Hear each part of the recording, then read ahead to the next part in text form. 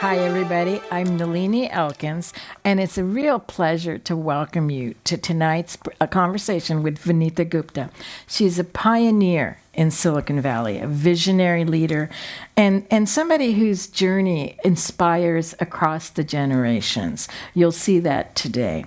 Let me tell you a little bit about myself. I think, as Frank said, I'm involved in startups, and I also do standards for the internet and cybersecurity.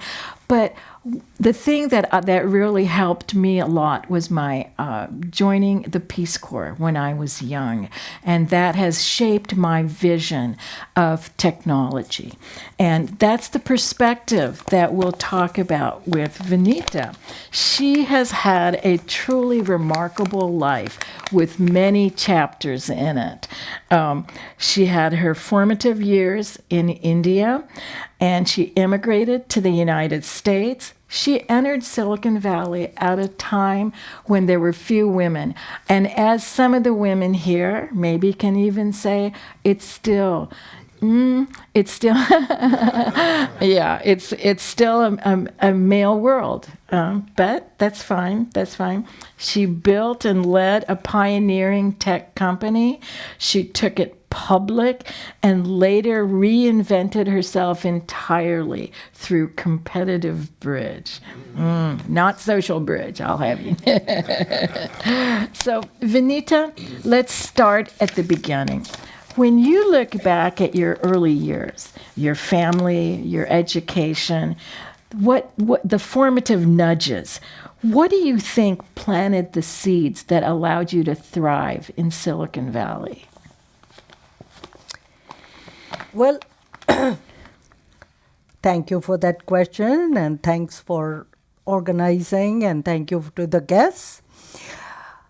I think there are two things that come to my mind, which my early years, how it shaped me, prepared me, or made me who I am, I would say. The first thing was, interestingly, that I always was the second best in everything that I could hope to accomplish. And let me explain. Okay, I have my almost twin sister in this room who is 1 year older than me. She was good at math. I was striving to be good at math. She was in those days, I'm talking 50 years plus back, she went into engineering, and I was the second one in the family. So nobody was celebrating me, people celebrated her. The story didn't stop there. Then I married a guy. My husband passed away a few years back, and he was like an academically Indian. He aced the exams in every field. So it was like, oh, he's better than me. Again, I was the second best in the house. Then he took his company public, and I took my company public. So I was again the second best. I wasn't the best. So what did that do to me was really, it made it easier in some ways, because you have a person who's sort of a role model for you. Role model, I don't take it literally, but something you can aspire to be like. So that was the one thing that happened to me. But it also made me hardworking person, because I had to work harder than most of my first ones to get where I got. So that was one thing which had stayed with me, to work hard, strive to be on the top, even when I wasn't the one to be on the top. Second thing of my formative years was the extreme trust of my parents in me. I'm talking 50 years back when I left India. And at that time, I remember still in my brain, the scene is alive, when my parents came to bid me farewell or goodbye on Delhi airport. I was 23 years old, unmarried, coming here for further studies at UCLA. I mean, you know, it was, I was nervous, but I didn't want to show my nervousness because, you know, I was supposed to be brave and do everything. And it was a heartbreaking scene because I was always there for them when I was in India. I was 23 years old when I left. Now I knew that I will not be there to solve their problems if they came across problems. They were growing old, as you know. In the valley, I came across an individual who was helping me prepare for talks, not this talk, but many months back, or almost a, and he's my age, and he trains. His name is Danny Slomov. He lives in Mills Valley, and he said, you know, when you tell me that you left India when you were 23 years old, what it jogged my memory was my sister. They lived in Boston, and he said my sister went to Maryland for college education. She got admitted, and she said my mother went with her because she wanted to, she didn't trust that sister could take care of herself safely in another place as far away. So given those times, I thought that the expectation and trust that my parents showed in me was very important. It shaped me in bigger way than I gave importance to it then. So those were the two things that come to my mind. No, that's amazing. That's amazing. But you know, you talked about role models. You know, you had some role models in your sister and then your husband. What do you think about the women today, a lot of the women who don't necessarily have role models? What do you have to say to them? How should they navigate? Well, this is a subject very close to my heart because I was born in a family of three women. I was the middle one, three girls. Then I have two daughters. So I always thought about how girls are raised differently than men. So, or boys. I think what I would say is that the expectations with which a girl is raised in a family, even to this day, is not as aspirational. And I heard somebody say this in more crisp words, and she is one of the stars of Indian movie stars and back in India. She said, when I was being raised, my brothers went for engineering or medical degrees while I was being sent to colleges. And she said, and she became a very famous actress, made a lot of money, or became famous at least, I don't know about money. And she said, it was like, oh, we want to educate you just in case. You know, that is a wrong expectation to have from a girl that just, you know, they get it. I mean, you may not say it in those many words, but they get it.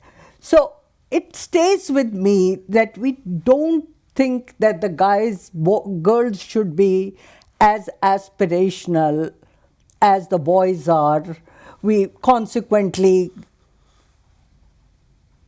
don't push them, don't allow them the freedom that they need, freedom in the sense of breaking rules. They don't have that freedom. Boys break the rules and people say, oh, boys will be boys. But girls, you know, walk this way, talk this way, smile. It is a good thing to do, and they follow that. So that's my view of why girls haven't done as well, and cultures are hard to change. Wow. So to follow up on a couple of things, let me finish the just in case. I think that just in case you don't get married. I think, isn't that the just in case? Well, And or it could be if the husband doesn't treat you well. Okay, or you get divorced. So those are all just in case scenarios, is my imagination. no, I get it. It's like just in case the marriage doesn't work. Exactly. But the first thing is the marriage. Yes. Yeah, no, I totally get it. One of the interesting things you talked about innovation too is, I wonder sometimes if women sometimes are not. This is just something I've seen too, is they sometimes are not as risk-taking. They may be innovative, but they maybe question themselves, and they don't display the innovation as much as men do, as you were saying. And it's maybe because of the culture and the parents' expectations, but maybe it's also because we as women need to raise children. And if you're raising a child and you take too many risks, you can't take risks. Do you see what I'm saying? But I don't know if you feel this too, but I often feel it in engineering in Silicon Valley, is I don't see risk taking as much with women. How do you feel about that? That's a very interesting question. You are right that women take less risks. And let me give one example that comes to my mind. When VCs, let's assume that the woman starts a company and she needs to raise money for her company. She makes a business plan to share with the VCs. She waters it down so much because she says, I can only accomplish so much. While the guys are giving some flowery projections, and everybody knows projections will never come true, no matter what they are, whether they are here or they are here. But women are generally conservative. They are generally conservative in everything. And then they say, VCs don't fund women. One of the reasons could be that. Women, I think raising children has nothing to do, in my opinion, with risk-taking. I think women get held back because they don't ask for help from their husbands. It's okay to expect more. When parents expected more from me, I felt like I have to do it. If you as a woman expect more from your husband, he's going to do it. You ask him once, you ask him twice, just to assume that because he may not have done that in his own home, so I cannot ask him, after all, he is a man. I think that's a wrong. Just ask. Ask again. I think women just shy away from asking again. Maybe it's how they were raised. Maybe it is the culture of women. We do have to raise children, but we have to ask for help. I wasn't perfect in that, for sure, because I also felt I did more for the kids in raising kids than my husband did. So we used to butt heads on a lot of things, and one of the things we would butt heads on, I do more than most men in their house, and I would say I do more than most women in their house. So, anyway. Yeah, no, I hear you. And in fact, with men, it's the learned incompetence. They show that it's like, I can't possibly do this. You do so much better. Anyway, anyway, so Let me ask you about your company. You founded and led a company which was even more male than it is today. Was there a time, a moment when you felt like you belonged in that room, even though everybody else was male, and maybe the room itself didn't know it? Yeah, I would say there was, like I said, one of my role models was my sister, always 2 steps ahead of me, and she's a woman, and then was my husband, who is a male. So I didn't give them any credit for one was a woman or a man for whatever reason. But one of the things looking back at my life, I feel that I was attempting to do things which were not just hard, but were very, very tough. And in that process, all my mind went into thinking, how can I accomplish it? As opposed to, oh, I cannot do it because I'm a woman. Oh, I cannot do it because I'm dark or immigrant or whatever. I got lost in solving the problem. As a result, I forgot who I was as an identity. And I think in retrospect, I didn't feel that way that time. In retrospect, when you lose yourself and you're focused on your mission, that's the best thing you can do for yourself. And that's what I did. I didn't look here, I didn't make excuses. You can't change yourself. If you're a woman, you are a woman. If you're brown, you are a brown. If you are immigrant with an accent, you are immigrant with an accent. So I think that served me well because I wasn't focused on anything, who I was, how I walked, how I talked. I was just, oh, how do I solve this problem, which is so difficult to solve? Yes.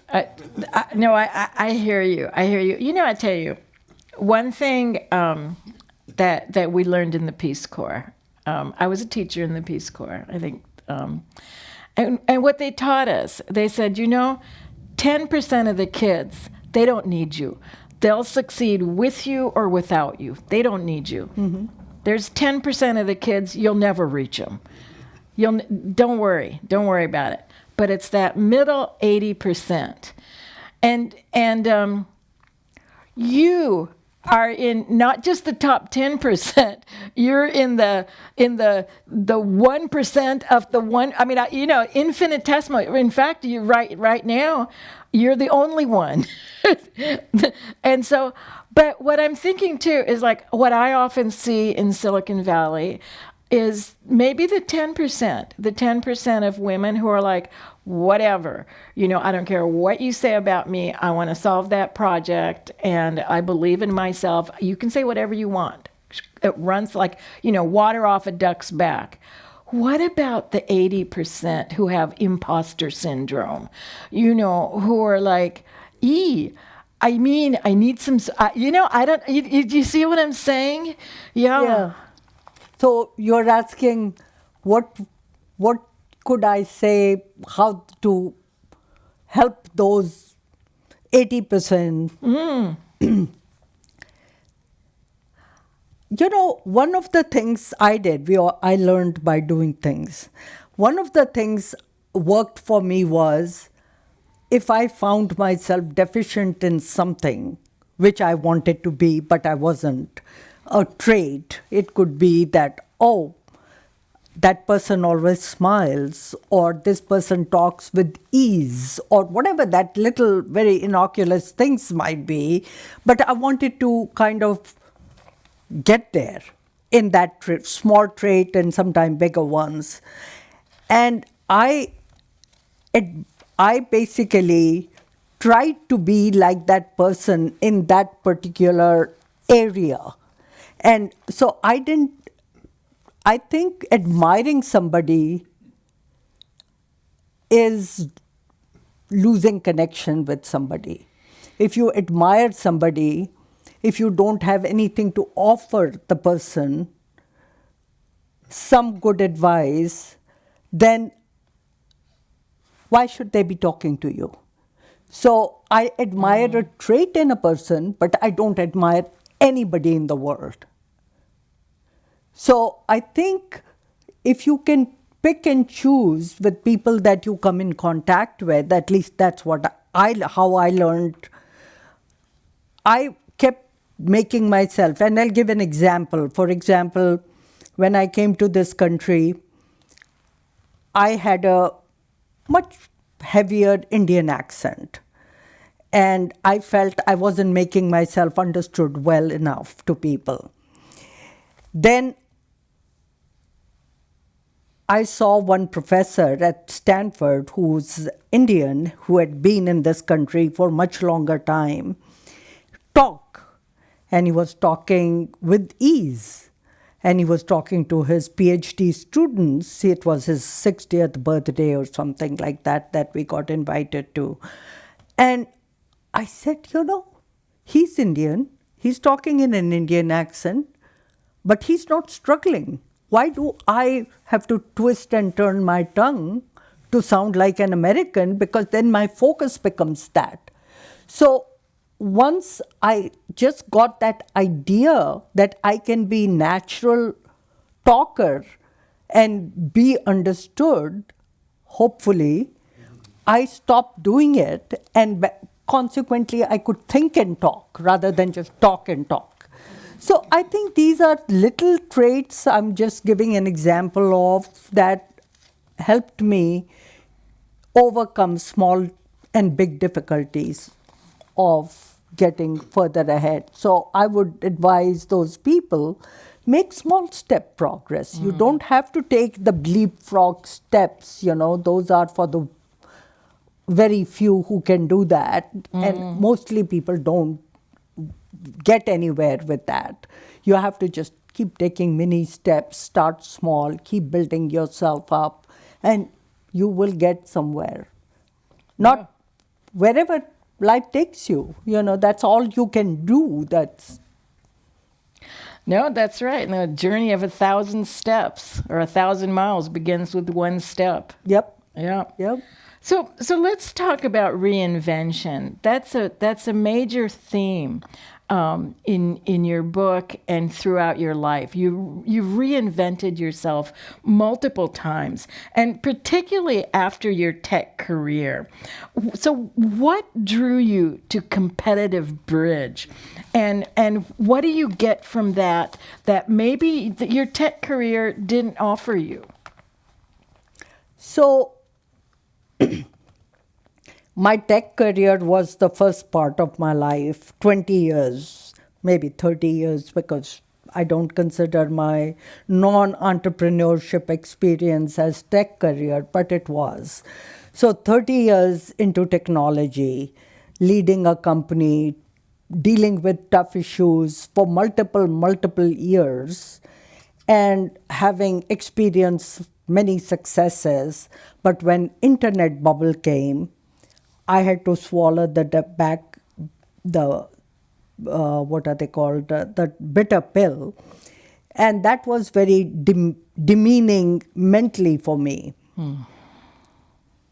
What competitive bridge did, I was competitive as a person and got tough, hardened by my experiences.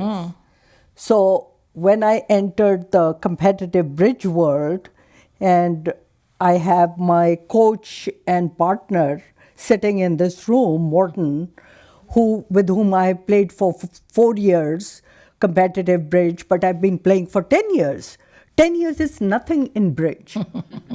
I mean, it is such a tough mental game that I still learning about it. But the difference was that a bridge hand gets over in 7 minutes. And you have learned a lesson sometime, and the results are there much quicker than in business. Business takes long time. But there was a difference. There has been a difference for me.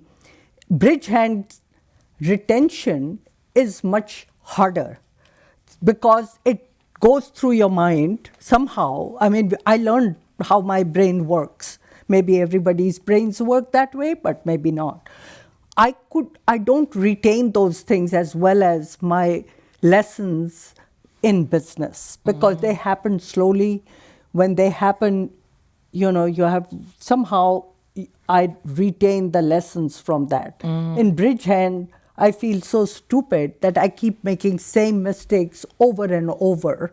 And it seems like, how can I do that? How can I be so dumb? So, but 7 minutes, when you get a feedback loop, that in 7 minutes you made a mistake, and if you can absorb in a week-long tournament 1 or 2 mistakes that you learned from, that is all one can do.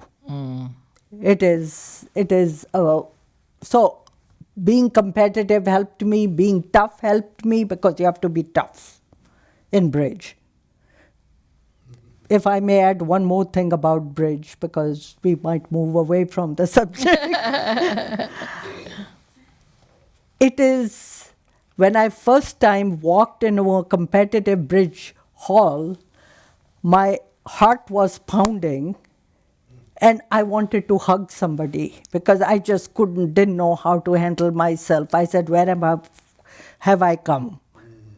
So, I mean, I have put myself out in such situations where I felt totally inadequate, totally in need for help.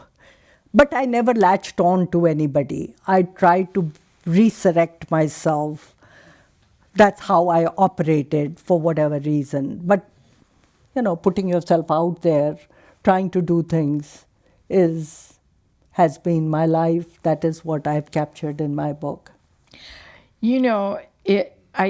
What I would say is, if there's a young woman or a young man, if there's someone who takes nothing away from this whole conversation, then the last thing you just said, I think that will be enough. Just put yourself out there. You're scared, you're vulnerable, but you go. You go out there. Very true. Very true. You put it well. Yeah, no, but that's you. That's what you've done, and Yep. and what they say, you're shaking in your boots, but you try. You try. You try. Yeah. And how would you say that a number of people may know social bridge? How would you say that competitive bridge differs from social bridge? Well, it's like husband and wife getting up on a Sunday morning after breakfast and saying, oh, let's invite another couple and we'll play doubles tennis, versus going and saying, do I have the ability to beat Roger Federer? This is the difference. You need grits, you need training, you need discipline, you need risk-taking capability. How are you going to, that's why I said that my 10 years of experience does not count for 40 years experience of Morton, not just playing bridge, but teaching bridge. So I am lucky to have him as a coach. But, I have to take responsibility for my learning. And I have to take all those things I learned in my business, the discipline, the toughness, the methodology of my engineering learning comes handy. You just tap on the experience you have had. You can't say that, oh, I haven't had engineering experience, but you have had some experience of something else. And those experiences is how I got built, but this is how everybody gets built. And that is the way to fight a war. So there are no easy answers, but it's all doable. So to talk about reinvention in a different way now, Silicon Valley has evolved in many ways. You've seen it. You've seen it evolve over the number of years. And so what do you think from the 1980s and 1990s to now? what do you think has changed, and what is the same about Silicon Valley? I think Silicon Valley, let me start with when I came to this country 50 years back, I used to write aerograms home. It used to take 7-8 days for it to reach my parents, and if they responded, another 7-8 days to reach me. From that, we have come to instant messaging. You know, this is in 50 years my lifetime, and human history is much longer than that. Frustrations of getting lost when you had those map books versus GPS. You know, that is how Silicon Valley has changed, or has made the change in the world, I should say.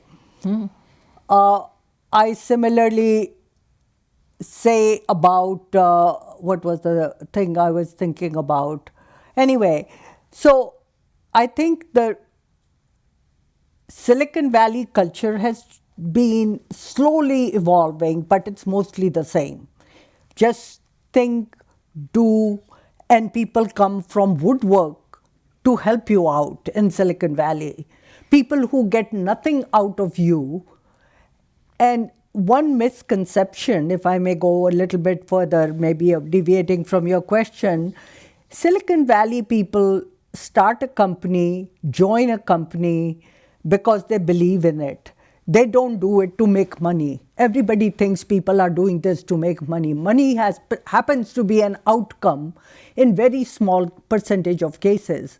So when you start a company, you don't think you're going to become rich because you're taking such a huge risk for such a remote reward. So why would you do that? Just because you love it. You love the excitement of it. This is how I would define Silicon Valley's culture.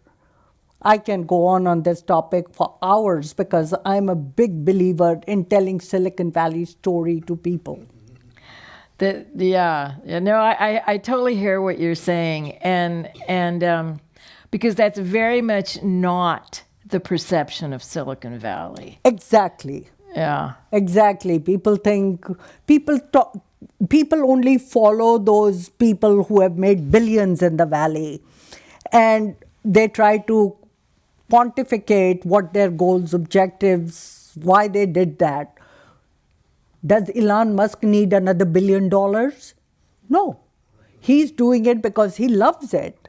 Talking about the culture, when I came, it was like, focus, run one company and do it well. Then comes Steve Jobs.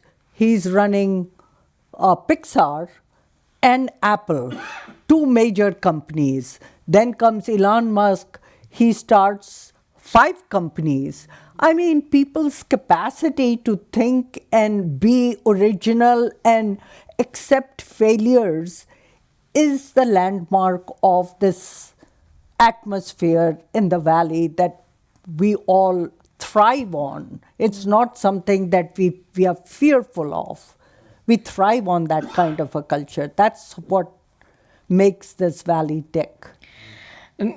Yes. And yes, many people do indeed thrive in that culture.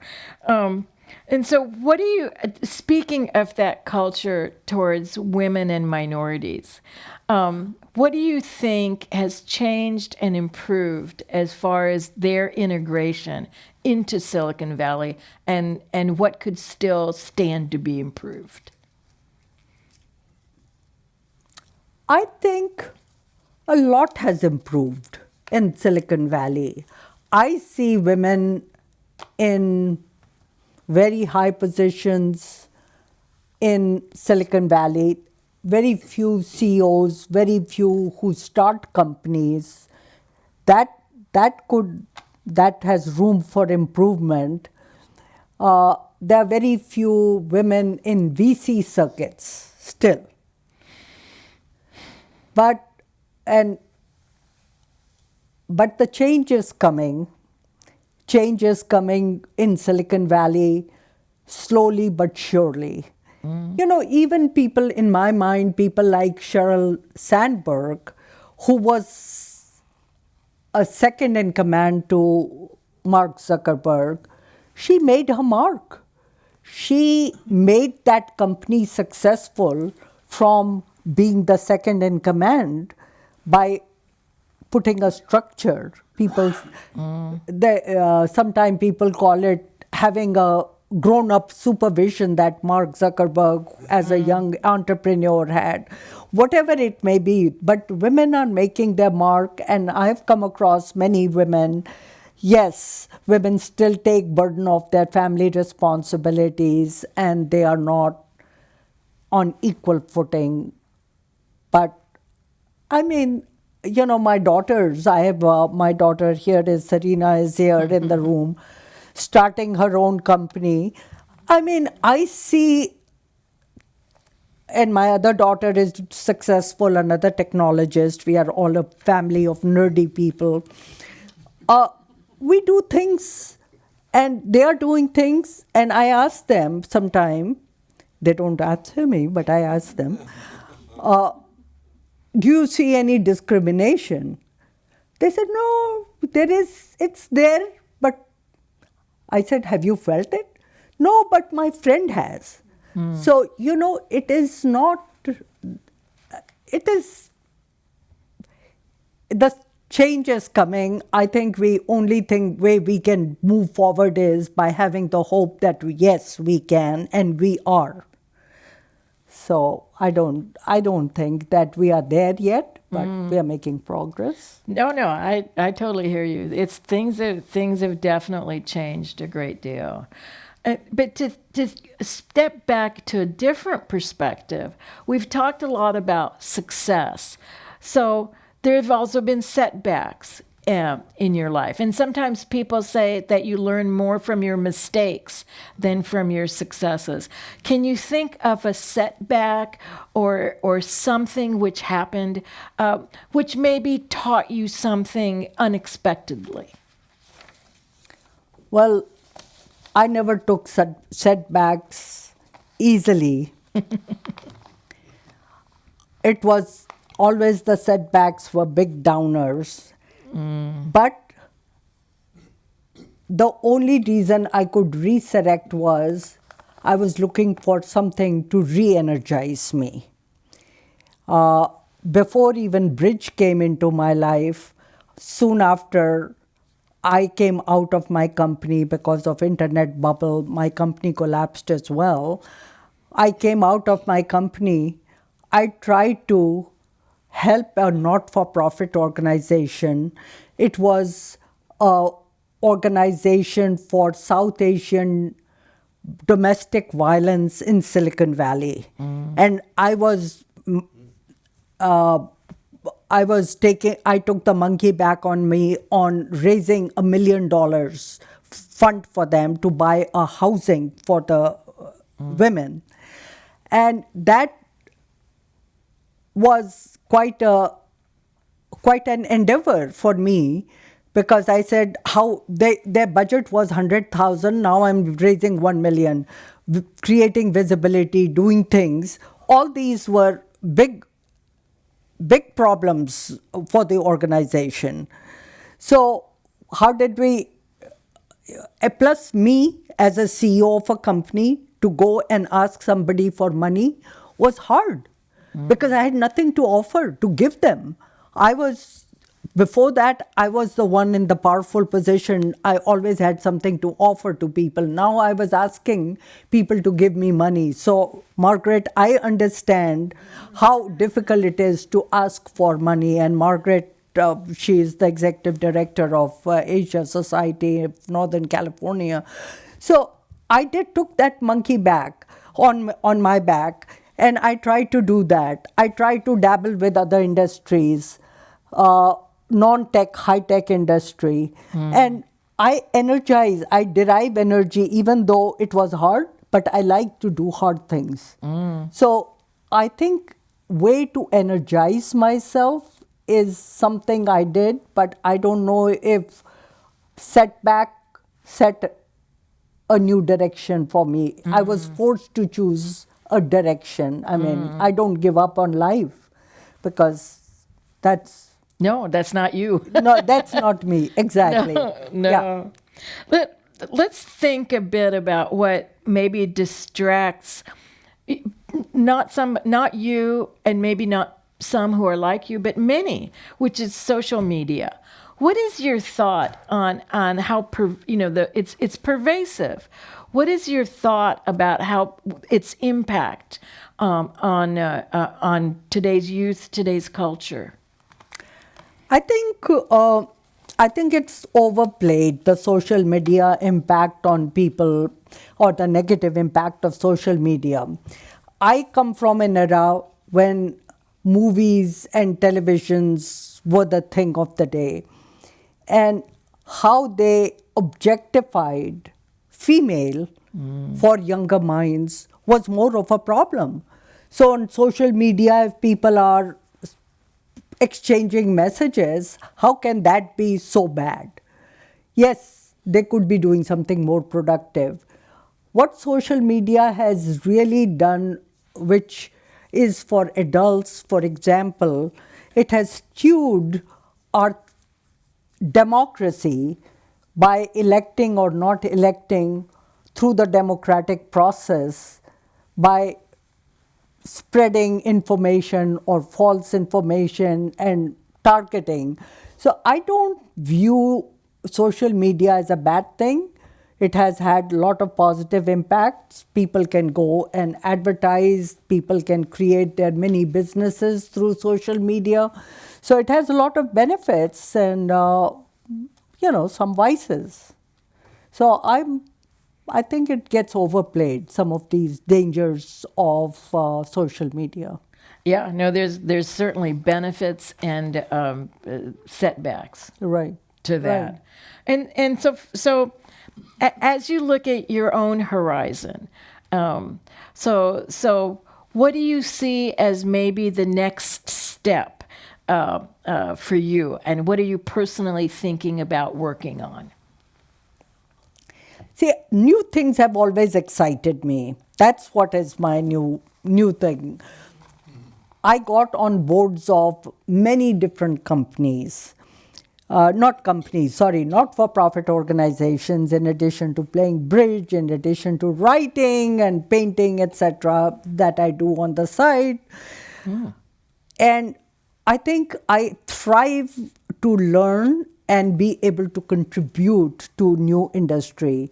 Healthcare industry, I'm on a board of Mathematical Institute, and I on a board of Indian entrepreneurs in Silicon Valley, and then most recently I joined the board of Asia Society of Northern California, and there the idea got planted in my head, and I share that. I've met their ambassadors of different countries. I said, oh, I can think, I can write, I can be an advocate, and the next step in advocacy is being an ambassador. I've never been a political animal, and I think that would be an exciting step for me if somebody somehow, sometime, got me honed into becoming an ambassador of American ambassador to another country. Wow. And ideally speaking, aspirationally speaking, to India, but Wow. whether it can happen, whether it will happen, who knows? Oh, it'd be amazing. But there is no harm dreaming. I'll leave it at that. No, that would be absolutely amazing. Yeah. Oh, you'd be tremendous.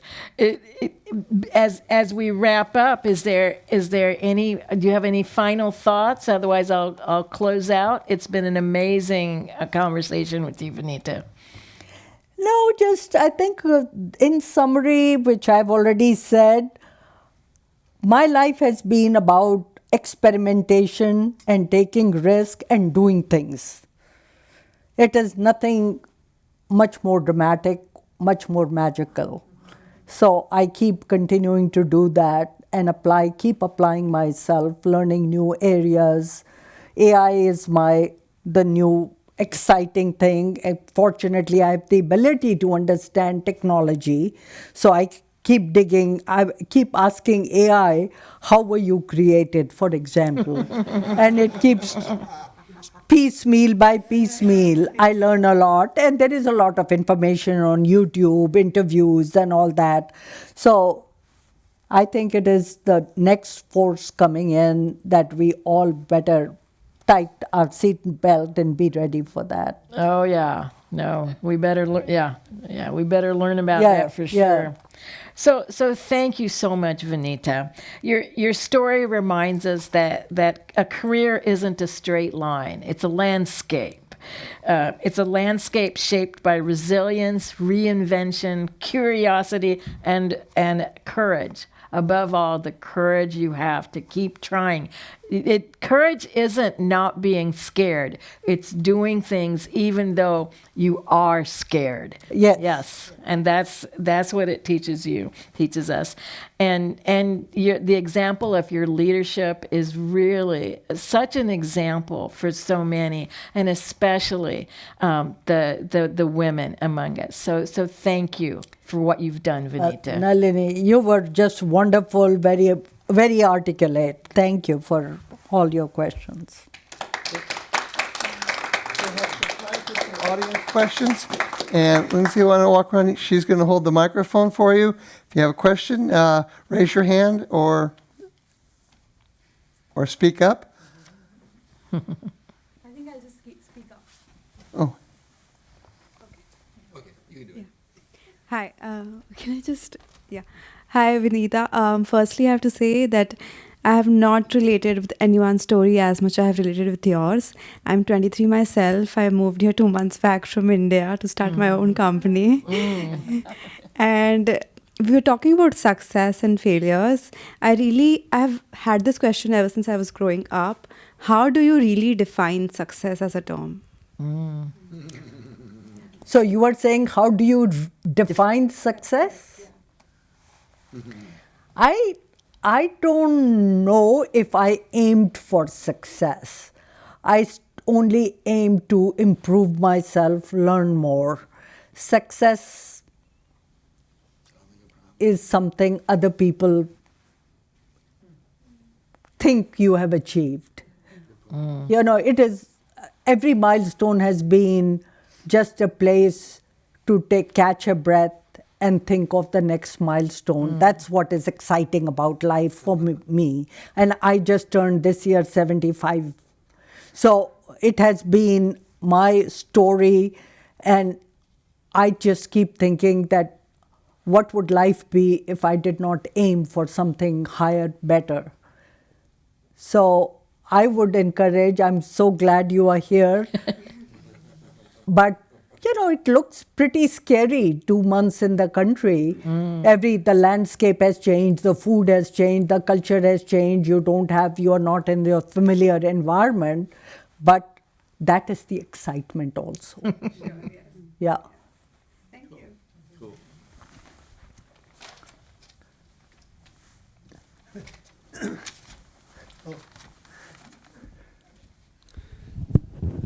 Vanita, as your brother-in-law, I'm proud of you, of course.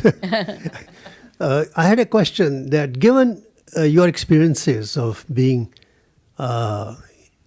confronting Silicon Valley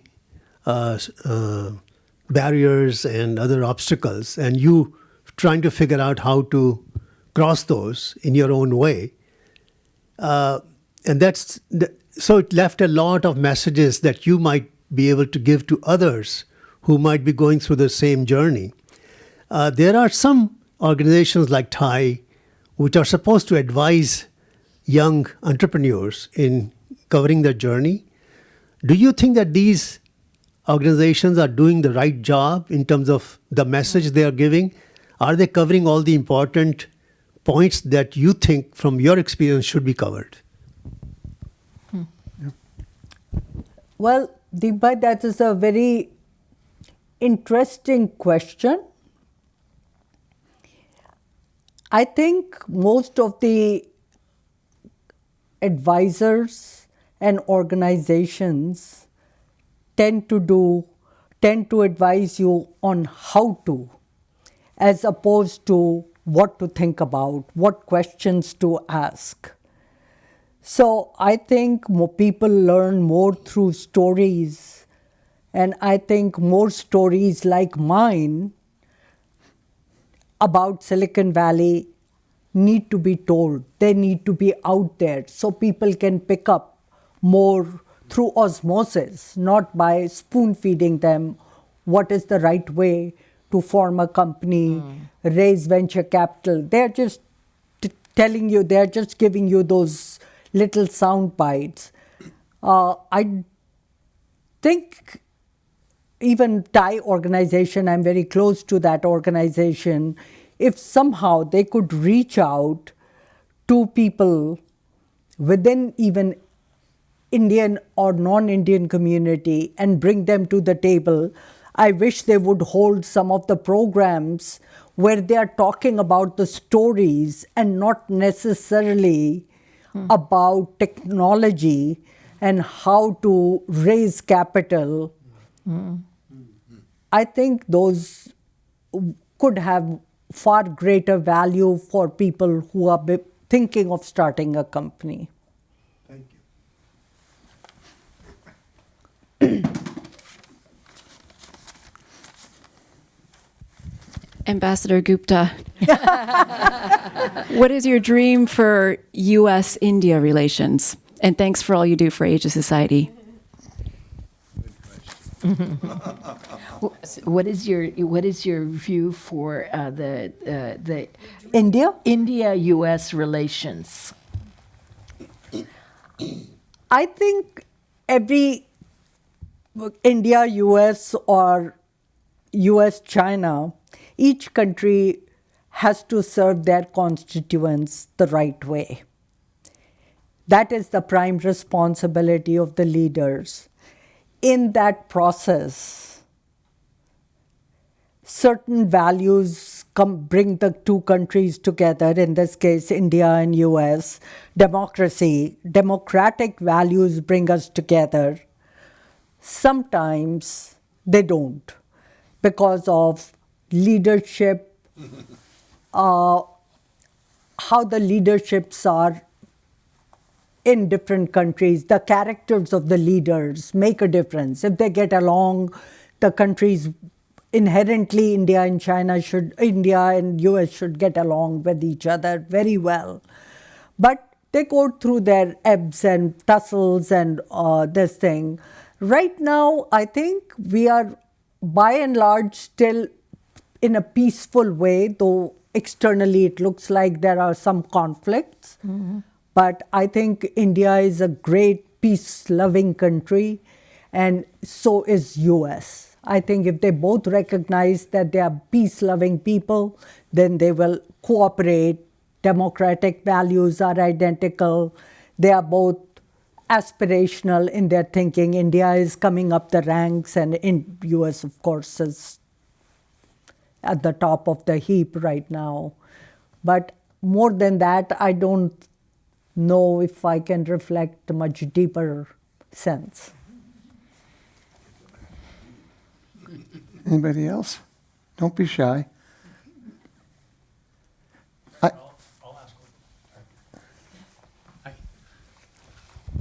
Tell us a little more about your bridge playing. What is on your to-do list? What have you not achieved yet? Do you have levels in bridge that you play through? Are there different people or teams that you haven't beaten yet? Do you play outside of the Bay Area? And how does your business, you told us a little bit about this earlier, but your business background, your acumen for strategy in business come into your bridge playing? Well, like bridge is a long journey. I talk to a lot of expert bridge players who are on that journey. It is an ongoing journey. There is no destination in bridge. My own accomplishments in the long list of things what I can do, where I can get, I am at level 3 out of 10. So I have long ways to go, and I'm not thinking in terms of beating anybody. I want to become better. That means in a bigger way. Right now, I'm not happy with my progress, but they come with, steep rise and then plateauing and then rise. So I apply in a philosophical way, as I have been recently taught by my coach, that think as how you build yourself up in bridge. And there are life lessons, but that they don't help you in actual play of the hand. But it's very tough because there are too many pieces of information that need to come together in 7 minutes in your brain, and the brain has to learn how to process all that. So it is a tough game, but other people have gotten better at it, so can I. This is basically, if others can do it, so can I. Right. My, I get discouraged. I get discouraged that, I didn't, perform well. But I have gotten discouraged in the past about many things in life, but I keep going at it, and then I surprise my own self in those things when I win some tournaments, which I have done. Yeah. I also have a question, actually. Contact bridge. Bridge is not a contact sport, but how do you physically prepare to endure what you have to endure to win every 7 minutes, changing? Number two, in a larger sense, do you follow international Indian teams like rugby, cricket, soccer, etc.?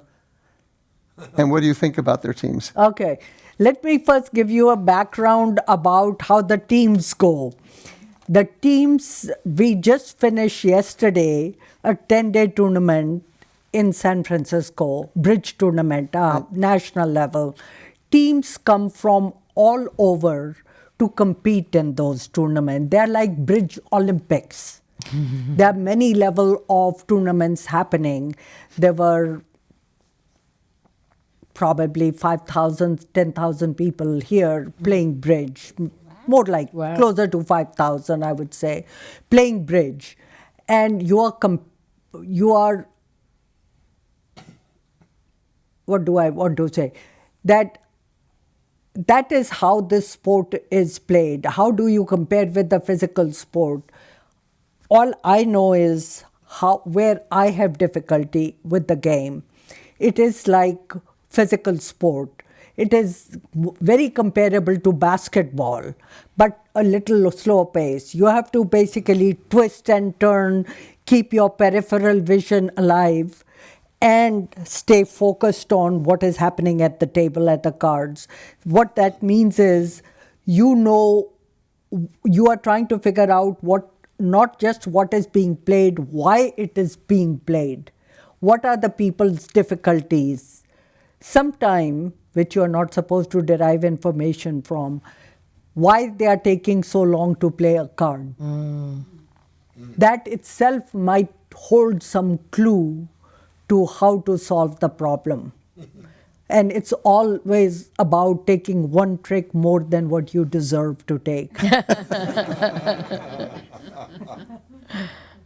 It is like basketball game. Twist, turn, shoot, keep yourself aligned. In this case, you have to keep your mind aligned. Very difficult thing to do. All the time while you're playing for hours. Sorry to jump in here, but in your bridge tournaments, what's the gender ratio?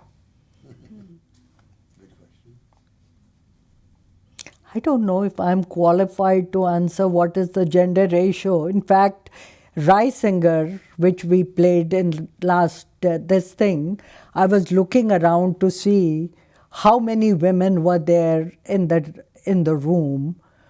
There were 34 tables, so multiplied by 4.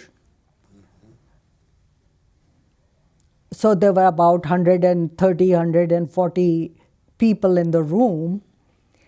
And I would think that this is the top level bridge. Right. I would think that there were no more than 15 women. Morton? Wow. That's about That's about right.